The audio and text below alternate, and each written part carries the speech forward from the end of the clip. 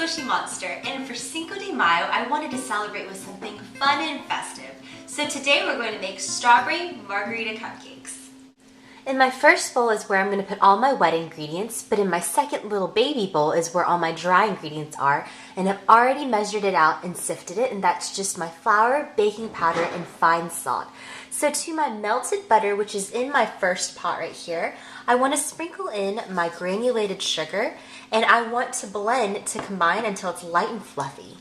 Next, I want to tip in my room temperature egg whites, and we're going to slip that in just a little bit at a time, and after each addition you want to blend to mix. Next, I want to spill in the tang of some thick and creamy buttermilk. Look at that. I love the thickness and velvetiness of buttermilk, and it's full fat. Always use full fat when you bake, and whirl that to blend too. At this point, you can introduce your splash of tequila. Just splash that right in there, and then your pureed strawberries. And I just blended mine up in a food processor, but you can also use a fork and mash it up and just kind of tip that in there as well. Get a spatula to scrape all that yummy goodness into your batter. Get that fleck of pink, and it's going to make the whole batter pink actually. It's going to be really pretty. Look at my pretty pink batter, but we're not done yet. What I'm doing is running my microplane or running my lime through a microplane or a zester to have little green flecks like that. It's going to impart a nice citrusy tang, and you don't want to go too far because you don't want that pith, which imparts a bitterness to whatever you're baking. So you want to be careful with that. Just kind of run it and rotate, run it and rotate. Just keep doing it like that. And we're ultimately going to use the juice of this lemon too, so it's going to be a double whammy.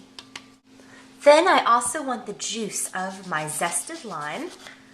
So I like to use my other hand as kind of a guard for the seeds because you don't want that baked into your cupcakes. So juice that half and juice the other half as well. After you've blended in your lime and your zest, you can start sprinkling in your dry bowl number 2. And you want to do this in portions as to not overmix, and you want everything to kind of saturate slowly. So just a little bit at a time, and I like to give it a help out with my spatula to begin with. While my cupcakes are baking, it is the perfect opportunity to make the tequila-lime infused buttercream. So I'm actually using cream cheese because I didn't have any butter, so you should always use what you have, what you can get or can afford. So I've just kind of whipped that up in there, just basically meaning I just broke it up. And then to that, I want to slowly begin adding in my powdered sugar. Just a little bit at a time, and you want to make sure you measure it after you've sifted it. And then let that go for a little bit. I want to alternately add in some of my lime zest as well. And so do the same thing as you did within the batter and just kind of run it through your microplane or zester without getting to the pith too much, and just kind of rotate and go. And I'm actually not going to add in the lime zest as to not curdle my cream cheese frosting, buttercream, whatever you're using, whatever you're making. So that's going to nicely perfume it and really brighten everything up. And then I'm going to add in just a little bit of heavy cream. As I'm adding in my powdered sugar, I'm going to see the consistency and check it out and let that go. And then also splash in my tequila. So I just blended in my last bit of powdered sugar, and I wanted to show you the consistency. It's really firm, but kind of fluffy, and it's not too loose or liquidy or thin. So just kind of adjust accordingly with your tequila and your cream if you want it thinner, if you want it looser, whatever you want.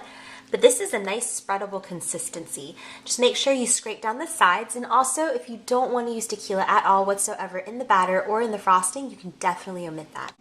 My cakes are cool enough to frost now, and I'm using a Wilton 2D tip with no coupler, and I have it in a pastry bag, and I'm going to pipe on my frosting.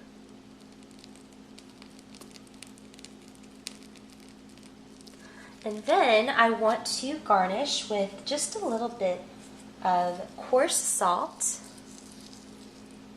because remember, we didn't put any salt in the buttercream or the frosting. And then top with a little lime wedge. How adorable is that, right? I'm going to finish off the rest of my cupcakes, and I'll see you guys in a little bit. Now it's time to taste a creation. So you can either suck on your lime wedge, or, you know, it's just a pretty garnish, so you can set it aside. Let's bite into this baby. Already you can tell the cake is really moist and soft. Can't wait to taste it with the buttercream. Let's see how it tastes.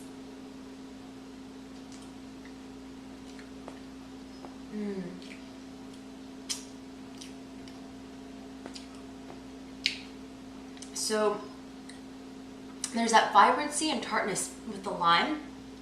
That zest really, really imparts such a nice citrusy brightness to the whole thing. The strawberries are really sweet, the buttercream is really smooth and velvety, and you can really taste that kiss of tequila. I want to thank you guys for hanging out with me. I hope you guys have a happy and safe Cinco de Mayo. I'm off to deliver these to a party. Thank you guys for hanging out with me. This is a Squishy Monster, and I'll see you guys very soon.